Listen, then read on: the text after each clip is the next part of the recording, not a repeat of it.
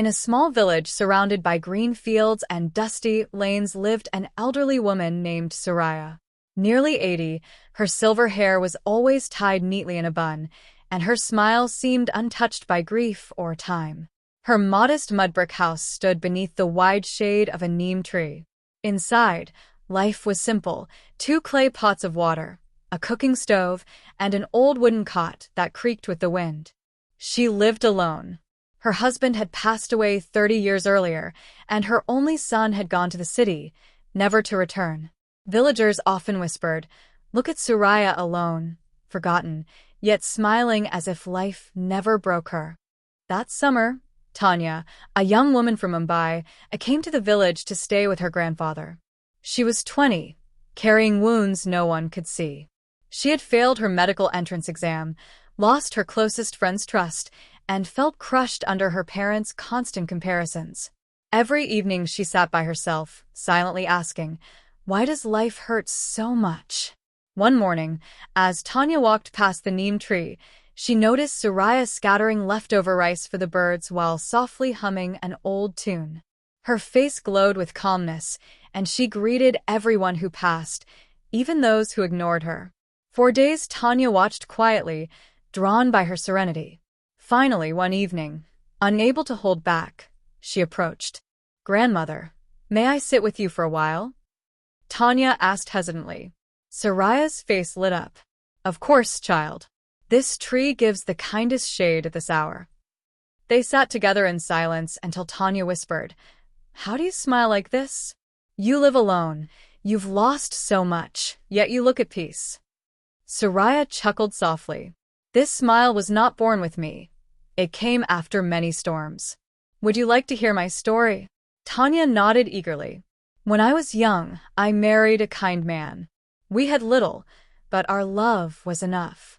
Our son was our joy, but fate turned cruel. One winter, my husband fell gravely ill. There was no hospital, and I had no money. He died in my arms, asking me to be strong. I wanted to leave this world with him, but I stayed alive for our boy. I worked endlessly, cleaning, washing, even begging, to raise him and send him to school. Years passed. He found work in the city and left. At first, letters came, then silence. Later, I discovered he had built a new life and family. Once, I traveled to see him. I stood across the street from his home and walked away. Sometimes love means letting go without bitterness."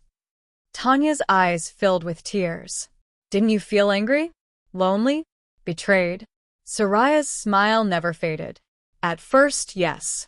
But then I found 3 truths that saved me." She raised her fingers gently. "First, accept what you cannot change. I cannot make Kabir remember me, but I can choose not to let pain consume me. Second, be grateful for what you have. I may not have wealth, but I have this tree, the birds, the sky, and a heart that still beats. Gratitude belongs not to the rich, but to those who are awake. Third, give more than you take. I share food with birds, teach children when I can, and offer herbs to the sick. Giving reminds me that I still matter." Tanya sat quietly, feeling something heavy inside her slowly loosen. As the sun dipped behind the fields and birds returned to their nests, she smiled for the first time in weeks. "Grandmother, thank you," she whispered, holding Soraya's hand. "You've healed something in me tonight." That evening, they sat under the stars, sharing laughter, tears, and stories. When Tanya returned to Mumbai, her struggles were still there, but she carried a new light within her. She began her mornings with gratitude, stopped chasing those who left her behind, and chose to help others who were quietly suffering. Happiness, she realized, was not the absence of hardship, but the presence of meaning.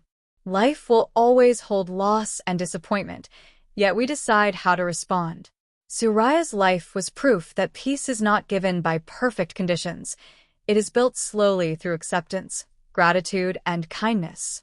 Too often, we wait for life to improve before allowing ourselves to smile. But sometimes, life improves because we choose to smile. In quiet acts of giving, in letting go without hatred, in being thankful for even the smallest gifts, We find a joy that cannot be stolen. Choose that joy. Not because life is simple, but because your heart deserves peace. Thank you so much for watching. If this video touched your heart or inspired you in any way, don't forget to like, *share, and subscribe to our channel. Dark Side of Love.